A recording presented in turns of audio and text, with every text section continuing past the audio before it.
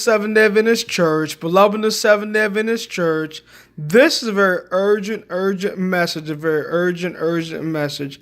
I have chosen thee in the furnace of affliction. I have chosen thee in the furnace of affliction. This is taken from Isaiah chapter 48,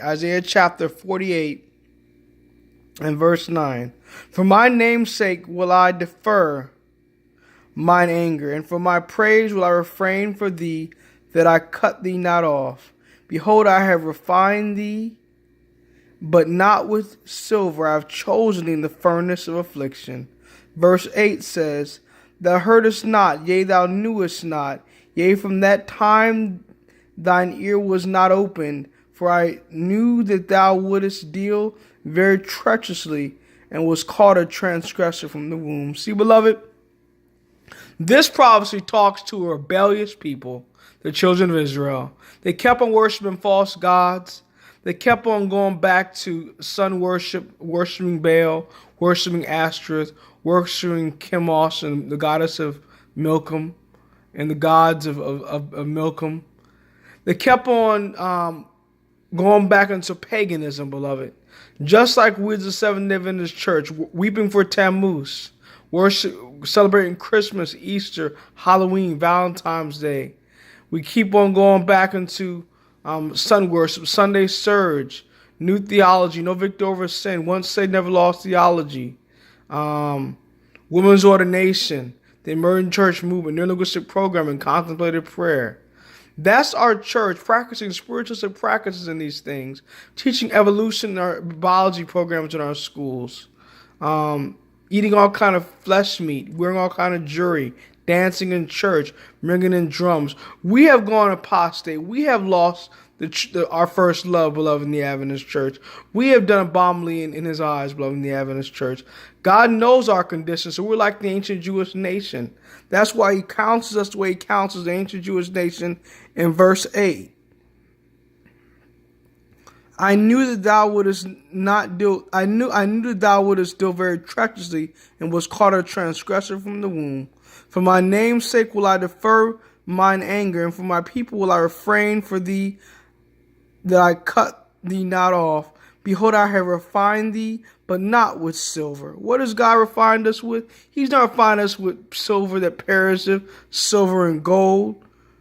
I've chosen thee in the furnace of affliction, by trials, by persecutions, by death in the family, by sickness, by losing friends and loved ones because of persecution, and losing our own lives because of persecution, being cussed at and derided and mistreated, no buying and selling, a death decree in the sons of all his last days. He's chosen that type of affliction to purify us, to get us ready for the latter rain. Zephaniah 1:10, actually latter rain, in the time of the latter rain. So I will give thee bright clouds in the first month. How do we receive latter rain? We receive latter rain by going through affliction, going through persecution, going through trial, getting kicked out the synagogue, being derided, being mistreated. That's how we receive the latter rain, beloved, in the Adventist Church. By being mistreated by worldly minded individuals that do not keep God's Sabbath holy, that do not respect God's Ten Commandments, that do not respect and fear and reverence God. That's how we are refined. Not with gold that perisheth or the silver that perisheth, but by God's precious blood in the furnace of affliction, beloved. When you study the prophecies, that is how you know the truth for these last days. Look here what Sister White says in this book of Major White's Bible. It says, Ministry here on page 470 and 471. Look what she says, 470 and 471. Many who sincerely consecrate their lives to God's service are surprised and disappointed to find themselves as never before confronted by obstacles and beset by trials and perplexities. They pray for Christ's likeness of character, for fitness for the Lord's work, and they are placed in circumstances that seem to call forth all the evil of their nature. Faults are revealed of which they did not even suspect of the existence. Like Israel of old, they question, if God's leading us, why do all these things come upon us? It is because God is leading them that these things come upon them. Trials and obstacles are the Lord's chosen methods of discipline, and his appointed conditions of success. He who reads the hearts of men knows their characters better than they themselves know them. He sees that some have powers and susceptibilities which, rightly directed, might be used in the advancement of his work.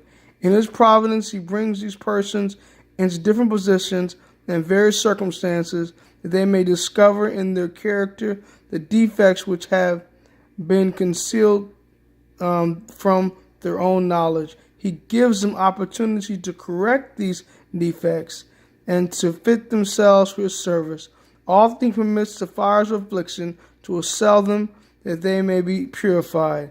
The fact that we are called upon to endure trial shows that the Lord Jesus sees in us something precious which he desires to develop. Beloved, Jesus Christ was smote. He was beaten. He was mocked. He was cursed. He was spat upon. Yet he opened not his mouth. We must have meekness in the school of Christ, the school of humility. Maranatha. God bless.